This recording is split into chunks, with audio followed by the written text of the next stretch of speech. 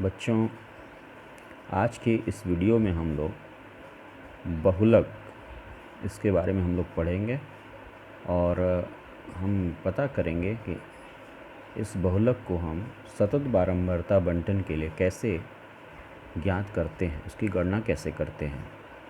तो बहुलक के बारे में बच्चों कहते हैं कि बहुलक उस पद का मान है जो सबसे अधिक घनत्व को दर्शाता है। यानी जो पद सबसे ज़्यादा रिपीट करेगा किसी डाटा में, जो सबसे ज़्यादा बार आएगा, वो बहुलक कहलाएगा। तो वही लिखा हुआ है कि बहुपद उस पद का मान है जो सबसे अधिक घनत्व का मतलब सबसे ज़्यादा बार आ रहा है वो। और इसको हम ऐसे भी कह सकते हैं कि सबसे अधिक बारंबारता जो होगी जिस पद की, वो हमारा बहुलक होगा। अब बहुलक वर्ग क्या होता है, ये बड़ा इम्पोर्टेंट टर्म है, ये आगे आपको मिलेगा। बहुलक वर्ग बच्चों वो कहता है कि वह वर्ग अंतराल जिसकी बारंबारता सबसे अधिक हो, यानी ऐसा वर्ग अंतराल जिसमें हम बारंबारता सबसे ज़्यादा मिले, उसको हम नाम देंगे बहुलक वर्ग। अब आते हैं फार्मूले पे। सतत बारंबारता बंटन ज्ञात करने के लिए बहुलक की कैसे हम गणना करेंगे। तो जो फार्मूला बच्चों हम लोग यूज़ करते हैं वो होता है M O is equals to, ये मोड के लिए एम ओ यूज़ करते हैं हम लोग, mode is equals to L plus F1 minus F0 upon 2F1 minus F0 minus F2, ये इंटू एच। अब बच्चों देखते हैं कि ये टर्म्स क्या क्या हैं। तो L जो है वो बहुलक वर्ग की निम्न सीमा है, यानी जब भी आपको आंकड़ा मिलेगा आप सबसे पहले बहुलक वर्ग खोजेंगे। बहुलक वर्ग खोजेंगे मतलब आप ऐसा वर्ग अंतराल खोजेंगे जिसकी बारंबारता सबसे ज़्यादा है, और जो बहुलक वर्ग होता है उसी वर्ग में हमारा बहुलक प्राप्त होता है। यानी जो बहुलक होगा वो बहुलक वर्ग में ही पाया जाएगा। तो सबसे पहले हम बहुलक वर्ग निकाल लेंगे, देख लेंगे किसकी बारंबारता सबसे ज़्यादा है। तो जिस वर्ग अंतराल की बारंबारता सबसे ज़्यादा होगी वो बहुलक वर्ग होगा। उस वर्ग की निम्न सीमा को हम L से रिप्रेजेंट करेंगे। फिर बहुलक वर्ग की जो बारंबारता होगी उसको F1 से रिप्रेजेंट करेंगे। बहुलक वर्ग की जो लंबाई होगी, यानी जो अपर लिमिट और लोअर लिमिट का जो डिफरेंस होगा, वो H से रिप्रेजेंट होगा। F0 जो है वो बहुलक वर्ग के ठीक पहले वर्ग की बारंबारता होगी, और F2 जो है वो बहुलक वर्ग के बाद वाले वर्ग की बारंबारता होगी। अच्छा बच्चों, आगे देखिए, ये हमारा एग्जाम्पल है। कहता है निम्न बारंबारता बंटन से बहुलक ज्ञात कीजिए। वर्ग अंतराल आपको दिया हुआ है 0 से 10, 10 से 20, 20 से 30, 30 से 40, 40 से 50। बारंबारता आपकी है 25, 16, 28, 20 और 5। तो अगर देखा जाए बच्चों तो बारंबारता सबसे अधिक ये है 28। तो इसका मतलब ये हुआ कि ये हमारा बहुलक वर्ग होगा, और बहुलक वर्ग ये होगा तो ये हमारा L होगा। आइए बच्चों अब आगे देखते हैं। वर्ग अंतराल 0 से 10 की बारंबारता 25, 10 से 20 की 16, 20 से 30 की 28, 30 से 40 की 20, 40 से 50 की 5। अब बहुलक वर्ग हमारा मैंने जैसा पहले बताया आपको, ये 20 से 30 होगा, ये 20 जो होगा वो L होगा, लोअर लिमिट होगी। बहुलक वर्ग की जो बारंबारता होगी उसको हम F1 लिखते हैं, जैसा कि मैंने बताया था। बहुलक वर्ग के पहले की जो बारंबारता होगी, बहुलक वर्ग के पहले वर्ग की जो बारंबारता होगी वो F0 होगी, और बहुलक वर्ग के बाद वाले वर्ग की जो बारंबारता होगी वो F2 होगी। अब आइए इन सब चीज़ों का हम लोग सूत्र में प्रयोग करें और बहुलक ज्ञात करें। तो बहुलक बराबर हो गया L plus F1 minus F0 upon 2F1 minus F0 minus F2 into H। H माने लेंथ ऑफ क्लास इंटरवल, बहुलक वर्ग की लंबाई, जो अंतराल है उसकी लंबाई। तो 20 से 30 है तो 10 हो गया, H की वैल्यू हो गई हमारी 10। H बराबर 10।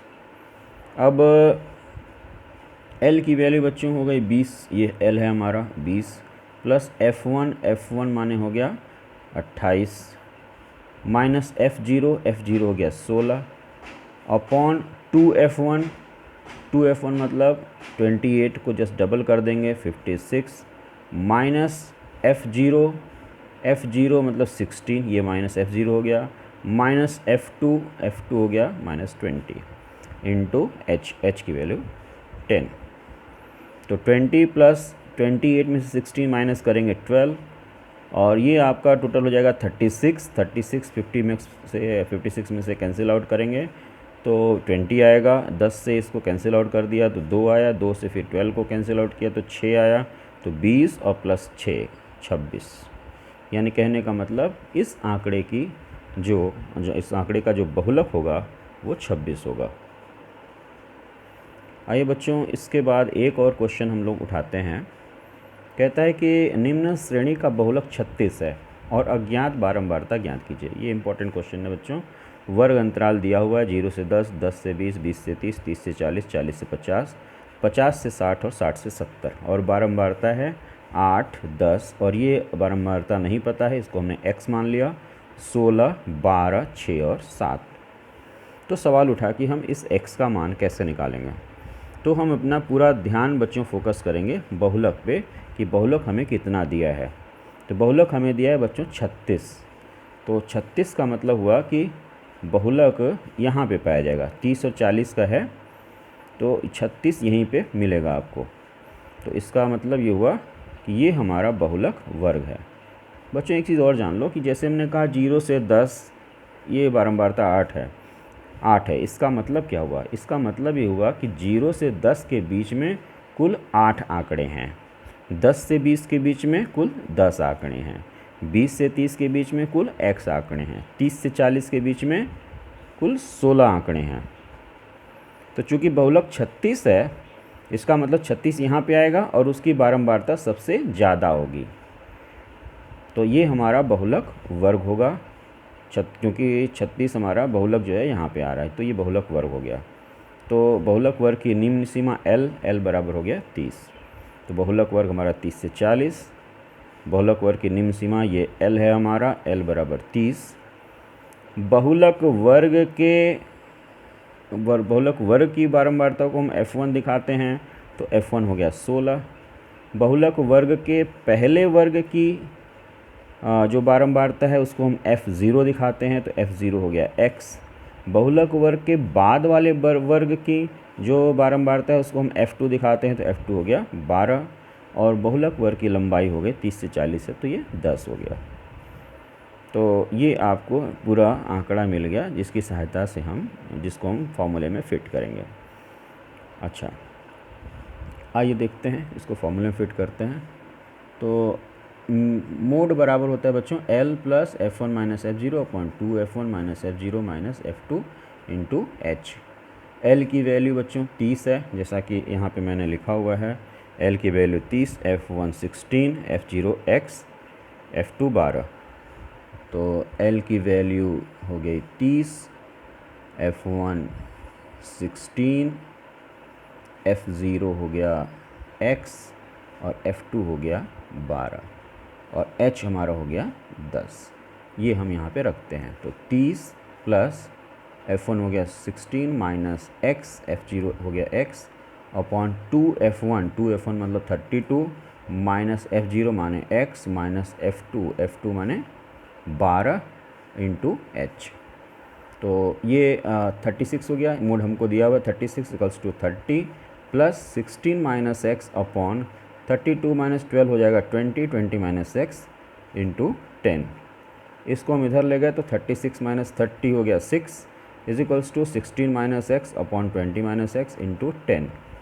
इसको इस साइड ले गए हम लोग, 6/10 इज इक्वल्स टू इतना, क्रॉस मल्टीप्लाई कर दिया तो 20 इंटू 6 हो गया 120 माइनस 6x, ये पूरा का पूरा इधर जाएगा तो 120 माइनस 6x, और ये इधर ले गए तो 160 माइनस 10x, और फिर जो है 10x को हम इधर ले आए और 120 को इधर ले गए तो 10x माइनस 6x 4x हो गया, 160 माइनस ये 120 हो जाएगा is equals to 40, 4x equals to 40, x equals to 10। तो इसका मतलब जो अननोन हमारी जो बारंबारता थी ये हमारी x होगी।